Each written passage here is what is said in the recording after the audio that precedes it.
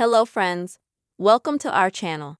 In this video, I will tell you friends and also show you how you can easily disable automatic downloads in Chrome on your Android.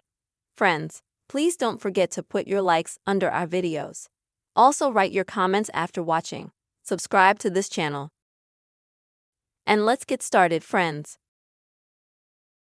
So friends, first of all, please open Chrome on your device. After that, at the top, click on the three dots. Next, friends, select Settings. In Settings, scroll down to the bottom. And here, select Site Settings.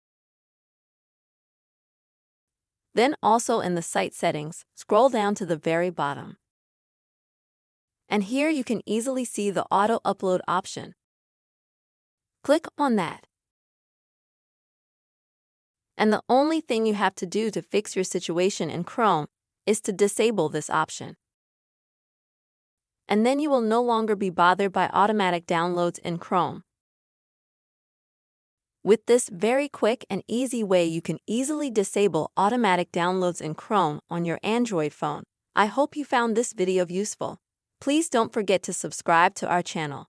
Also put your likes, write comments. Take care.